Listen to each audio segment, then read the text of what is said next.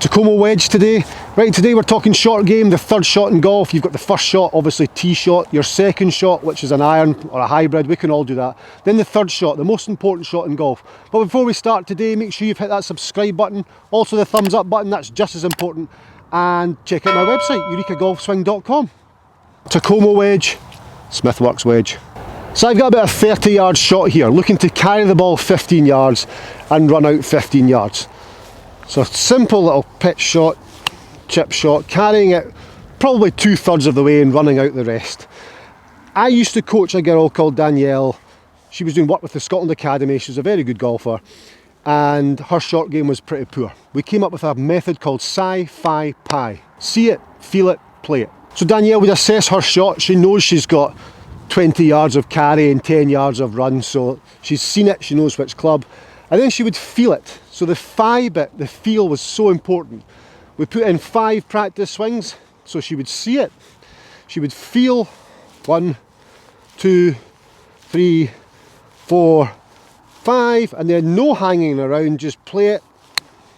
So sci-fi-pie, see it, feel it, play it. Absolutely brilliant. Now, low point control was the focus of the feel part. Controlling the low point of the arc, so at impact the shaft would be vertical, so therefore the back edge of the club would strike the ground.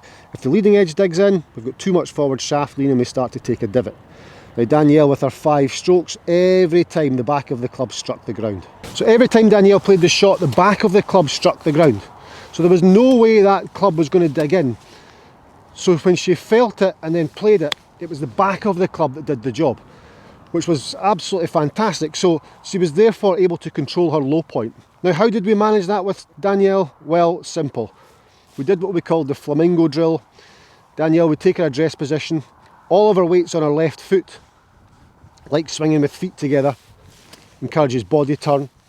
So feet were together, but we tried to reduce the amount of hand movement. We didn't have the hands moving too far from the body and too far from the body. We kept the hands nice and close to the body. So when the hands stay close to the body on follow through, the club head speeds up. So it can be quite aggressive and quite spinny. Now we did that with weight on just the left leg. There, gripping down, hands staying close to the thighs. And as we came through, the shaft back to vertical and hands continuing close to thighs. And you can hear and feel the speed there as the back of the club strikes the ground. And then she would simply step on and do exactly the same motion, like so, popped it up, pretty good shot, and you can see the finish position there, how my hands are still close to my body. So the club was thrown at the golf ball from there. Again, sci-fi-pie, so seeing it, feeling it, playing it, so she could see the shot. She would step on, she would feel the shot on one leg only. Back of the club bruising the turf, hand staying close to left thigh being forward and dominant, and then she would just immediately step on, play it, up it pops, runs out, and the hands stayed close to that thigh. So important to keep the hands close to that thigh and work on low point control.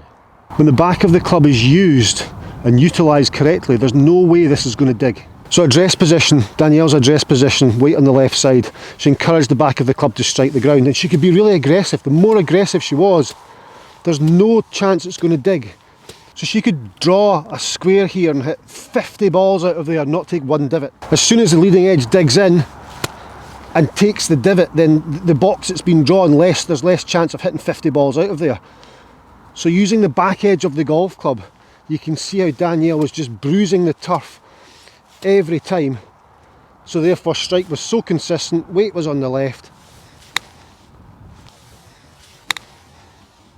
So the way we looked at it was sci-fi-pie. See it, feel it, play it. Danielle could see the shot. She would then step on religiously, and in tournament play, she would take this right leg off the ground.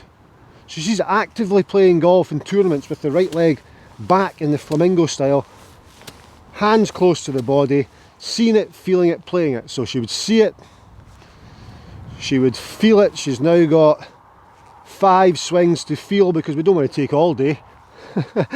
So there, 1, 2, she's hitting the same spot every time, 3, 4, 5, step on, play it, sci-fi-pie, see it, feel it, play it. Low point control, using the bounce every time. I mean, every time for this shot.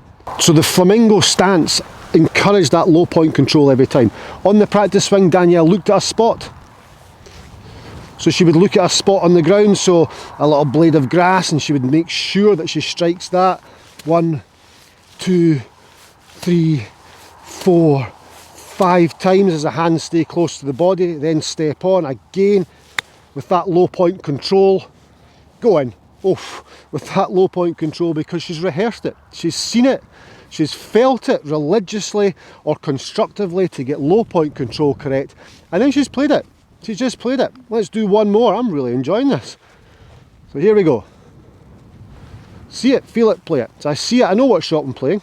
I'm feeling it, I'm looking at a blade of grass where the back of the club's going to strike as my hands stay close to my body, my weight stays on my left side.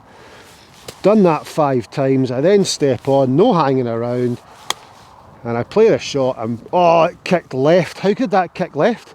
It's impossible for that to kick left. Well, let's pick up this last ball, let's go and have a little look at the results.